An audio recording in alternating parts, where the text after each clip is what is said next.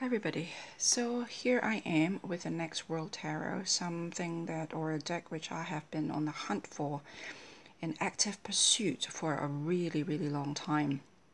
For those of you who want to go straight to the flip through or my thoughts about the deck, I will put a timestamp down below. So long story short, I emailed the creator after her Kickstarter campaign have ended because I missed it, I didn't know about it.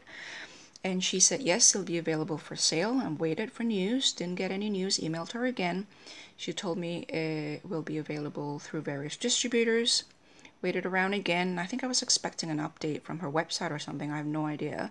But by the time I found out it was available in various distributors, they were sold out. So that was sometime last year, and I don't usually shout from the rooftop when I am looking for something.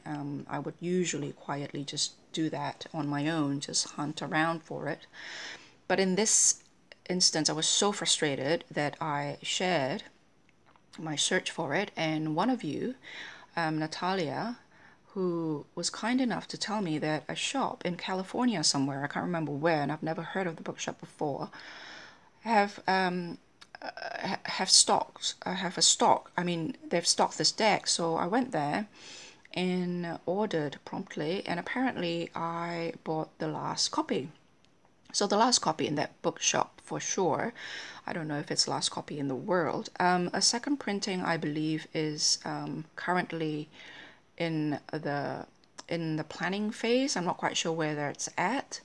I will leave you to find that out a bit more from either.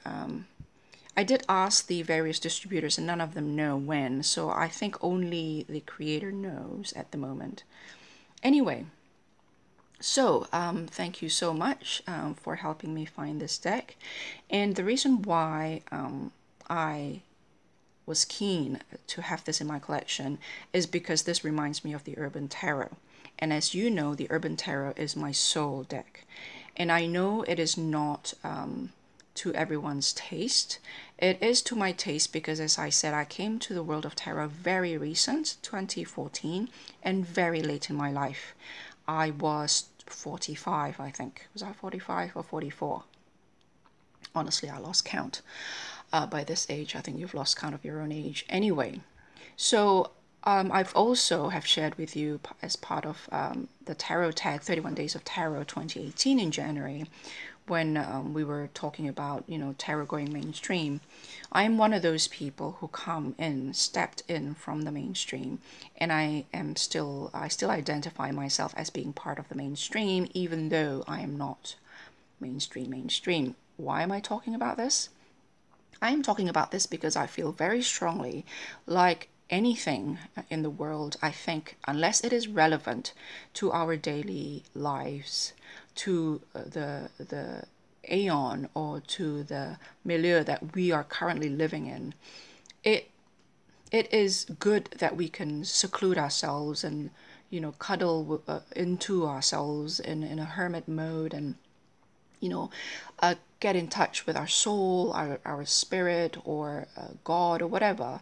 But I've spoken about this in a variety of other videos. If you followed me for a while, I've shared with you a little bit about a book that was called Compassionate Justice, for example, and where I believe that spirituality or emotional working or psychospirituality or personal development ultimately has to be relevant to the larger context, to the larger society that we are living in, and how we can be part of that conversation with the larger society, how we can contribute to our community. It has to, at some point, we have to look out. We can look up and in, but at some point we have to look out and see what's around us. And this is where social justice, this is where civil liberty and such matters becomes relevant in our psychospiritual tools. And although tarot is not a spiritual tool for me, it is definitely a self-development, a self-examination tool. It is a tool of self-reflection, tool to seek insight with. And those things ultimately, as a period of self-healing has ended or ending, as the need to look inwards, and sometimes it's time to look outward. And in looking outward is when we see decks such as this to be very relevant. I will talk a bit more about that in relation to 3 decks in particular, this one, the Urban Tarot, and the Slow Holler, in a separate video. So going back to this, an immediate comparison in my own head is not so much with the Slow Holler, because although they all have similar voices, the Slow Holler is a collective voice, a voice of the collective. The Urban Tarot is a voice of one person. This is the voice of one person, and interestingly, both of them have had a significant identity transformation, and both of them seem to be based in New York. So maybe it's no accident there. And I said to a few people that I think New York City is my spiritual home, if there is such a thing as a spiritual home. So quickly, before I flip through this, I will timestamp below for those of you who just want to go straight to my thoughts and the flip through of the images of this deck. A lot of flip throughs already on YouTube. I will link below as well. The voice is very distinct though between this and Urban Tarot in one respect.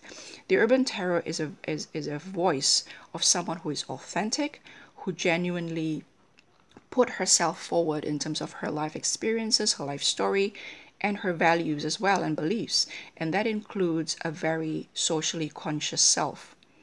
Here, on the other hand, the socially conscious self is not one that is talking or sharing a life story. It is a socially conscious self that is highly discontented. There's a level of discontent here and a level of outrage that is front and center. And it is unapologetically political. It is explicitly discontentful. And that is the difference. That is not to say that Urban Tarot doesn't have a voice that is any less conscious socially. In fact, the social consciousness of the Urban Tarot, in my mind, is very high. It just have a different feel to it. And so, having said that, this is the box.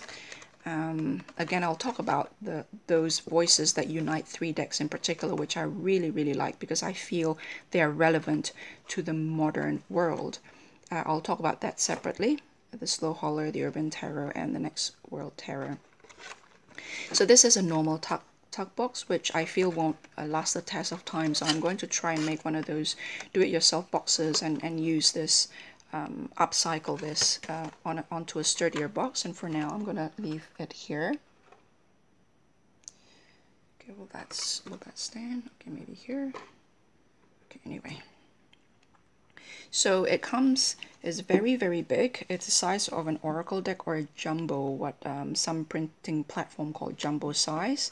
It is glossy and it is relatively thin, but I don't care because I understand the decision, if there is such an explicit decision to make it this on the thinner side, is because it's a large deck.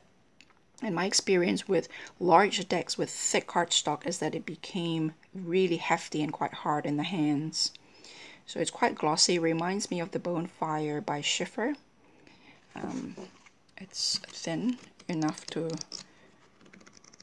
riffle shuffle.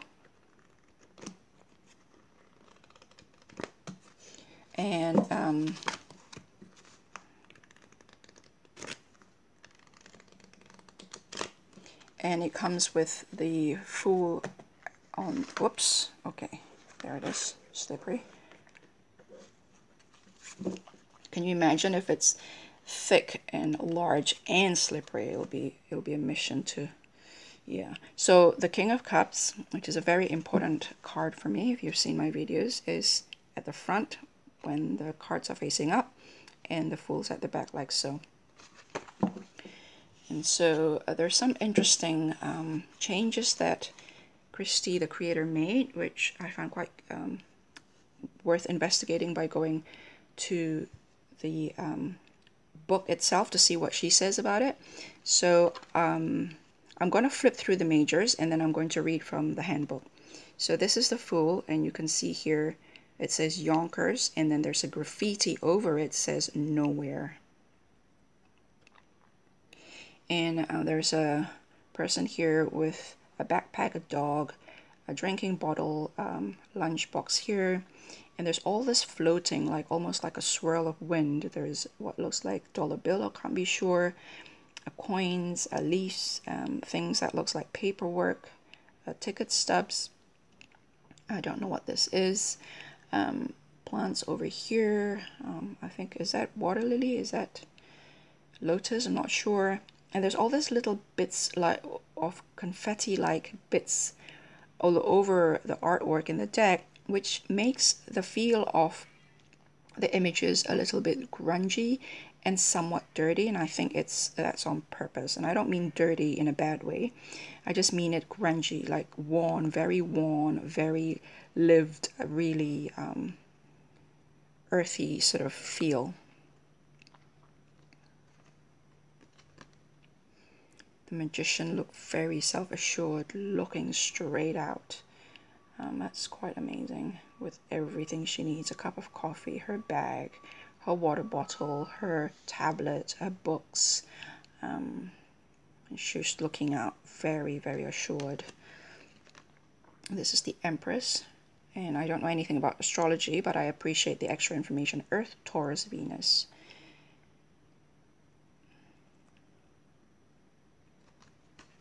I really love the back.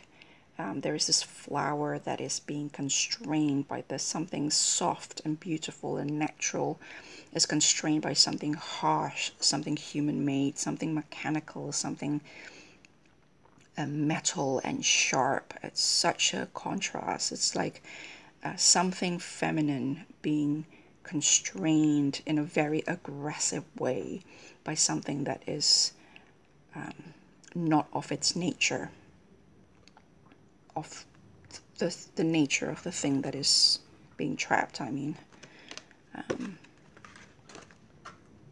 So that's the High Priestess. Water, Cancer, Moon. Now this is not, once again, it's not going to be a deck for everyone. I do understand that, but I know that some of you will absolutely adore this deck. Now this is traditionally the Emperor, and the Emperor, having the Empress remaining unchanged in terms of title of the card, and then having the Emperor be changed to the teacher, as well as having the High Priestess here remaining the High Priestess, and yet having the Hierophant or the Pope be the messenger. I found the choices to change these two in particular, the Emperor and the Pope, or the Emperor and the Hierophant, the key holder. I believe Hierophant means the key holder, and the Emperor. I see the Emperor as the person in command of this world, and the Hierophant is someone in this world that is in command of the other world, while the Emperor is in command of this world, being given that authority from the other world traditionally. And so, yeah. So, okay, so let's have a look at what the book says. Now, before, okay, you know what? Let's just put this aside and then move through the majors first. That essence of self-love is really quite explicit there. The Chariot, Strength, Hermit,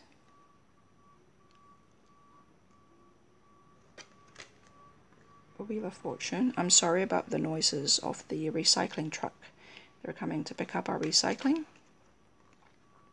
This justice is clearly social justice. It's not karmic justice. It's not cosmic justice. It's not justice in a larger sense. It's not justice in a sort of more abstracted sense. It is very clearly here as social justice. There are people protesting.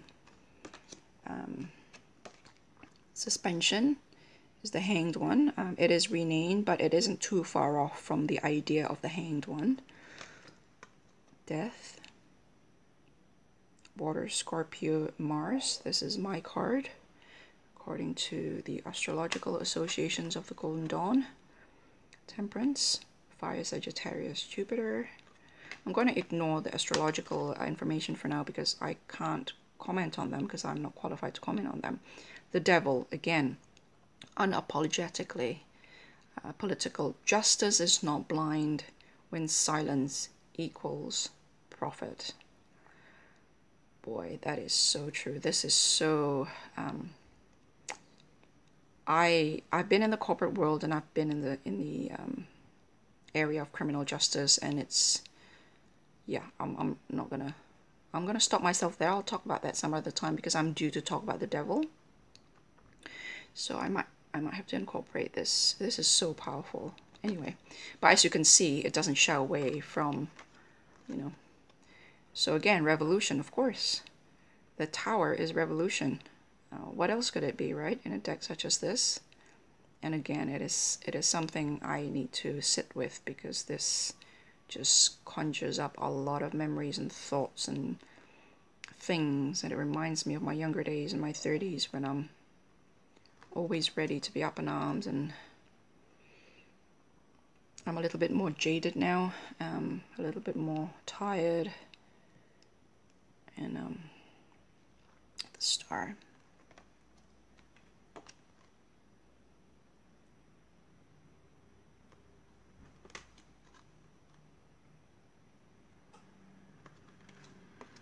There's a lot of flip throughs of this deck. I will both chatty and silent. I'll put some links down below. So if that's all you want to see, you can go to those videos. Initially, I saw this. This is my projection as an immigrant, right? I saw this as a huge ship, and people are coming down from the ship into a new world, a new land, in a way that the urban terror depict judgment as that name across names after names, rows and rows of people landing on Ellis Island as they enter the United States of America in the early 1900s and before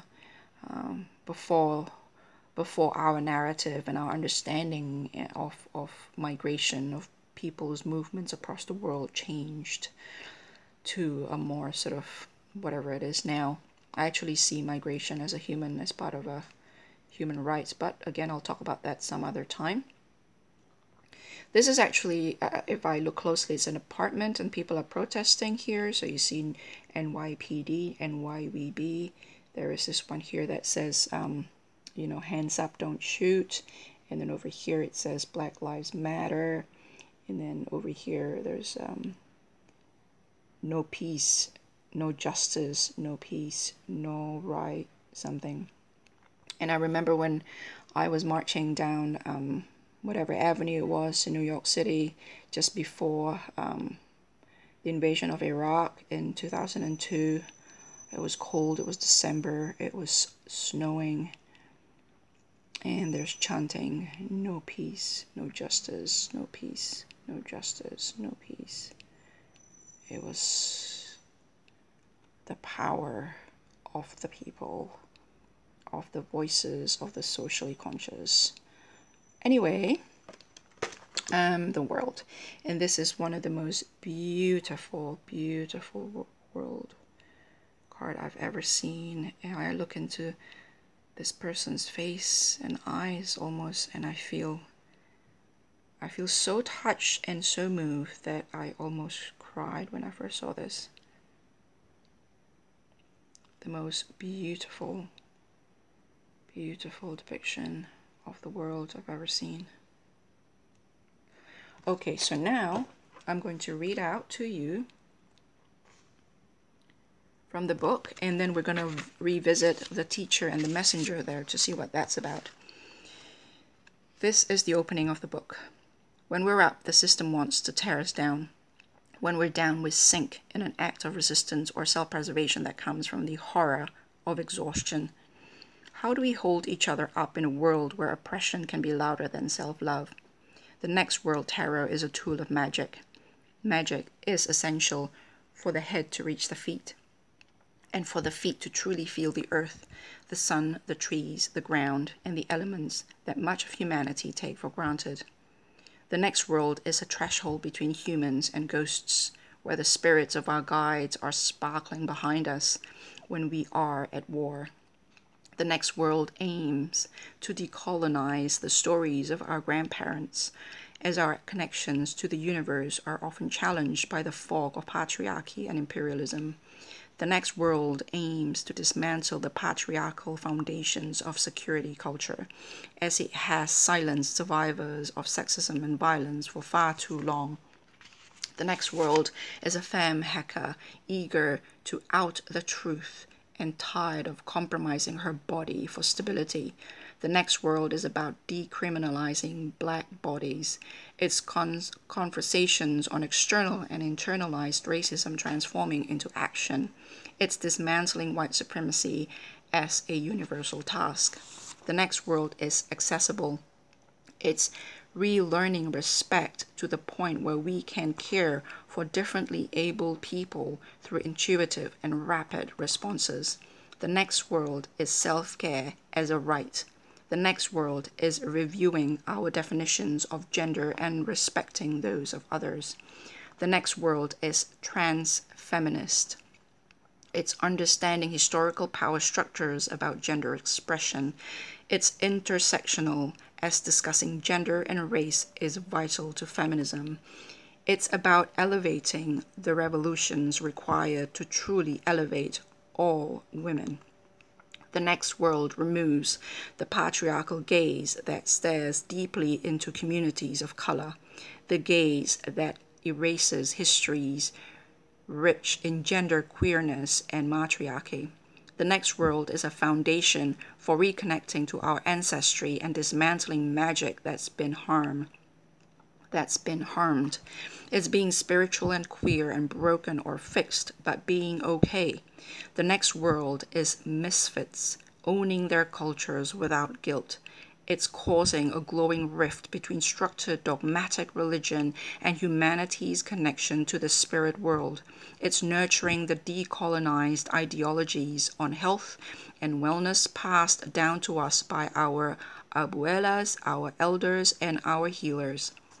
The next world is breathing. It's knowing that we are safe as long as we continue to answer the tough questions in order to find lightness in justice. In the next world, we can name our darkest moments in our heads, in our closets, in our worst companionships, in our worst selves. And we can power through them as we are accountable, as we listen, as we cry, as we let go, as we face challenges with spite and grit, with spit and grit. We face joy unapologetically, ushering in the next world. So, as you can see, there is a reason why I need this deck, why I was in active pursuit, as I said before, of this deck for a long time. So let's go to the two that I'm curious about, which is the teacher and the messenger. And so I suppose what I need to know is, why are all the names the same as the standard archetypes, the standard labels? And I can understand changing depictions like this, justice depicted it. But to change a name of a card for me usually requires a very strong, there's usually a very strong, let me do this, hold on a second. Okay, I'll read from first the teacher, which is usually the emperor, number 4. The teacher organizes the platform for debate, the arsenal for the life lesson, the guides for poetic imagination, the textbooks for growing up, and the never-ending stories. Having learned from experience, failed from obstacles, and regrouped through experimenting with right and wrong, the teacher gathers her research and separates it into control and variable positions. She wants us to be able to choose between self-reflection and action, righteous control, or an abuse of power. The teacher asks you to hone your wisest self and turn chaos into a map. Through every triumph, every learning experience, and every moment of unwarranted silence or oppression, the teacher archives the principles that work for herself and for others, creating libraries that help kids learn the definition of justice. She asks you to isolate your mind from the noise and shut down the voices that challenge your intellect. She asks you to study justice. How can you aid and abet the situation at hand through truth and radical responsibility? Uncover the whimsical sense of responsibility that may forget to shower but always puts justice to the front. The messenger. The messenger articulates 3 levels of consciousness: the physical plane, where you interact tangibly with the ideas, culture, language, and people who surround you; the astral plane, where the spirits of your ancestors reside along the transitional energies of celestial bodies and natural elements; and the institutionalized plane, where your hopes, fears, and values are limited to a diagram designed by authority figures who branded, bought, and sold ancient magic and local messiahs. The status quo as we know it, the status quo as we know is a hateful norm no longer relevant in the next world, where we rely on the traditions of peace and justice warriors who give us safety. The messenger asks you to lead by offering truth and elevating the voices of the unheard. Okay, I suppose I understand as a deck which has some issue with status quo and authority, the Pope or the Hierophant and the Emperor, I guess, is very much against the grain, and so reframing them as the teacher and the messenger is understandable. So in that case, perhaps it's obvious to some of you, or perhaps I can guess, and so that would then, by implication then, the High Priestess and the Empress is seen in this narrative as figures who aren't part of the status quo or part of that authority or the body of authority that is part of the status quo. So let's have a look very quickly, just to have a good vantage point here in terms of understanding why the teacher and the messenger. So let's have a look at the Empress. The Empress. The Empress understands that we spend our lives hurting and working without expecting a reward at the end of the subway tunnel, the outside microaggressions, or the armor we put on. The Empress is freedom embodied. She asks you to open your heart and forgive yourself for taking time for nourishment and rebirth. Reawakening the body and the mind, reevaluate how much of yourself you see in the natural world that surrounds you. Do you shed light and breathe life into your home, your personal things in your domain? Are the milk crates and electronics that nestle in your space sacred treasures or collections of dusts? Are you cleansing your space because you are an adult or because you are eager to lounge seamlessly in your cutest frills? The Empress asks you to rework the body's connection to the space that surrounds you. As you heal, you will never see your work manifest as creative magic and your grind manifest as whatever you choose. The Empress is surrounded by ocean, deeply in tune to the depth of our subconscious, pulling out what no longer serves you and what you deserve to nourish.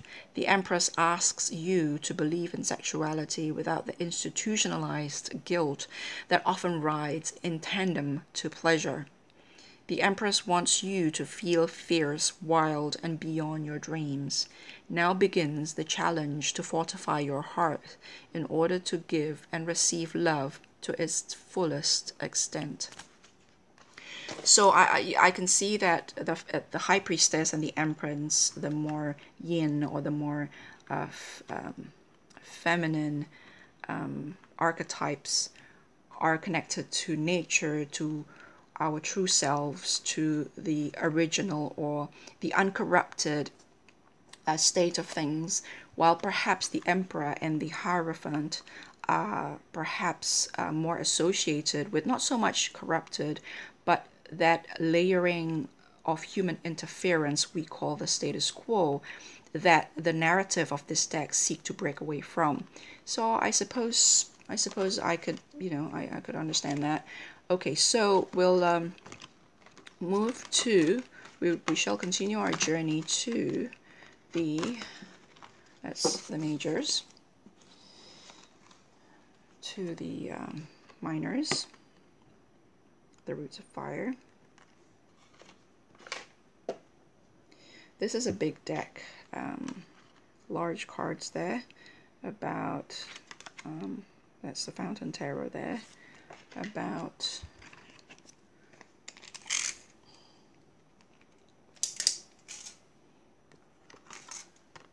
6 inches or 15 centimeters by 4 inches or 10 centimeters.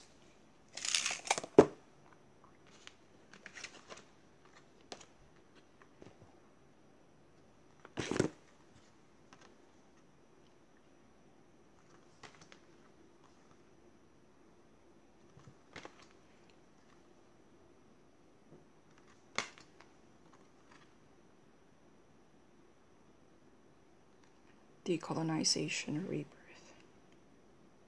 victory. Riot police in the background. Peaceful protest, 7 of Wands. Courage. The 8 of Wands. Direct action.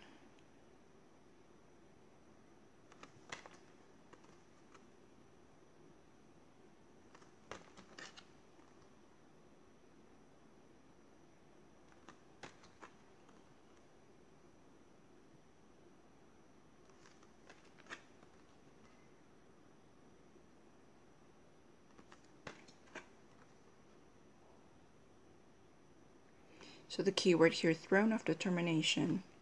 Fire starter is the Knight of Wands, and the Page of Wands is the home of fire. So wands are associated with fire here. I have some observation with regards to that later on, but I will flip through this first. The Throne of Fire is King of Wands. The roots of the earth, the Ace of Pentacles. So the root of fire, the Ace of Wands.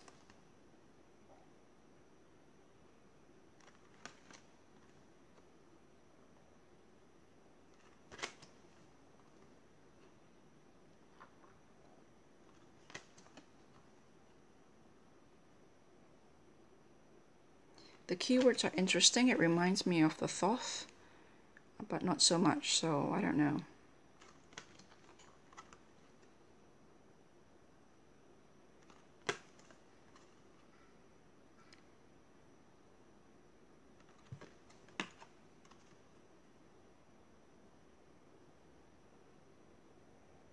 Self-sufficiency. This is exactly how I see the Nine of Pentacles. Self-sufficiency. And I love that.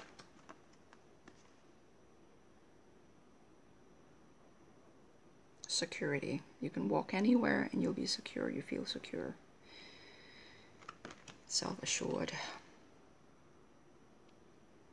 So here, the home of ideas. So Pentacles is ideas, which is interesting. So Earth is like ideas. So that's one note that I have for myself and that I found quite intriguing, is that Pentacles are Earth, and Earth seems to be associated with ideas here. The Thrones of Security.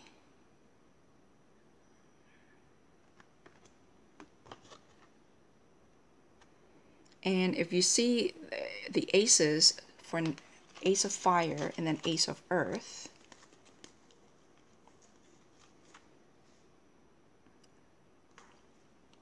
the Ace of Pentacles is the root of Earth. The Ace of Swords is the roots of action. So instead of the roots of the element, it is the roots of what the element is what the element of whatever it is represent. So I found that a little bit inconsistent. It isn't a big deal, but I spotted that immediately, and I felt a little, I kind of sort of, so here is roots of fire, roots of earth for the pentacles, roots of fire for the wands, and for the swords, instead of roots of whatever element, it is roots of action. So that's, I thought that's a little interesting.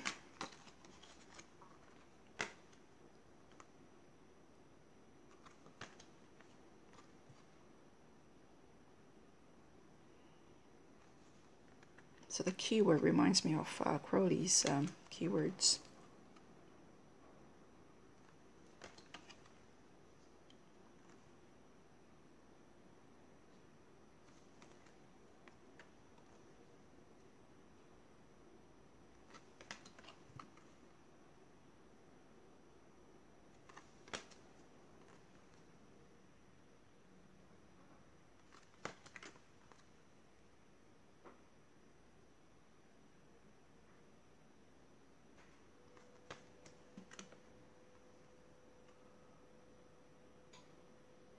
I found this particular depiction quite unsettling, and I like it. So here it's swords, action. I often associate fire and wands, staff, so whatever you call it, the fire as action. Here it's the swords, the air. I'm thinking she's associating swords with air. I really don't know, because it doesn't say any of the elements here, I don't think. Unlike the other aces in the other pages.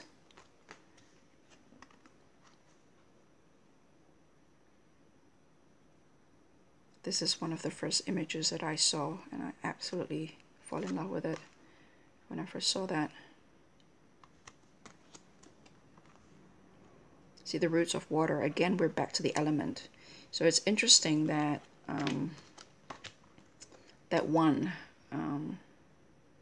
the Ace of Swords is the roots of action. And every other aces use the element earth, water, fire, and then action. So I thought that was quite fascinating. Beautiful Two of Cups, absolutely beautiful. When we have time, let's compare. I love this. I love this, and it really does look joy. How do you not feel happy when you see this? So happy.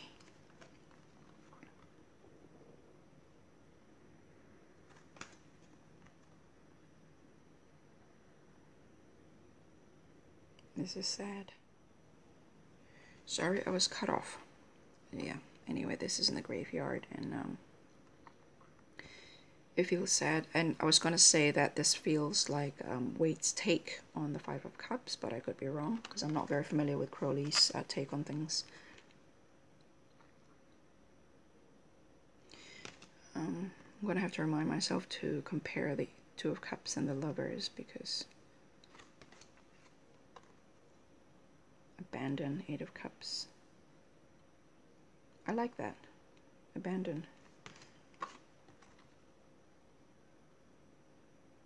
Happiness. Because Waite's take on the Eight of Cups seems like you're defeated, like they're walking away in defeat. Here, on the other hand, you know, abandon, you abandon in triumph almost.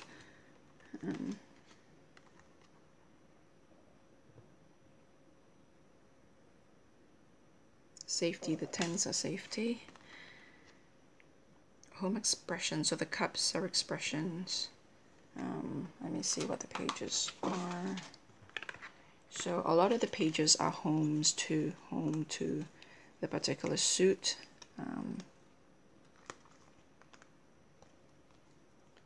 So the Page of Cups is the home of action. Page of Swords, home of action. Page of Cups, home of expression. And so it's what the suit represents. The Page of Wands is the home of fire.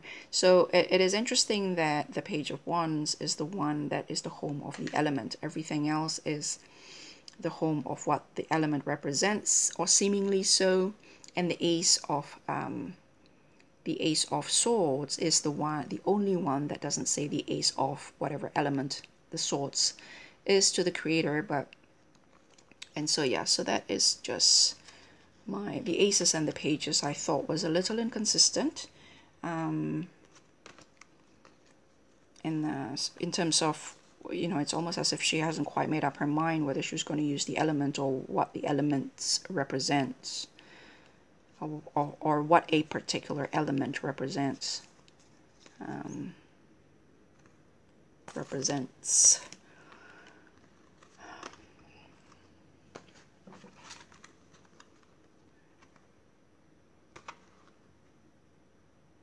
Throne of emotion, throne of movement, the throne of emotion, and the throne of movement. I quite like that. Yeah, so that's it, everybody. I will talk to you guys later. Bye. So here we have the cards, just to illustrate my point, my earlier point, with a little bit more clarity. I've isolated all the court cards here. And so here, for example, the Suit of Cups, we have the Home of Expression for the page, the Love Song for the Knight, the Queen of Cups is the Throne of Emotion, and the King of Cups is the Throne of Movement. And then with the Swords, we have the Home of Action as the page, Escape Plan as the Knight of Swords, the Queen is the Throne of Truth, and the King is the Throne of Knowledge. And then with the Pentacles, you have the Page of Ideas, the methodical approach as the King of Pentacles, the Queen of Pentacles, the Throne of Sanctuary, and the Throne of Security, the King of Pentacles. And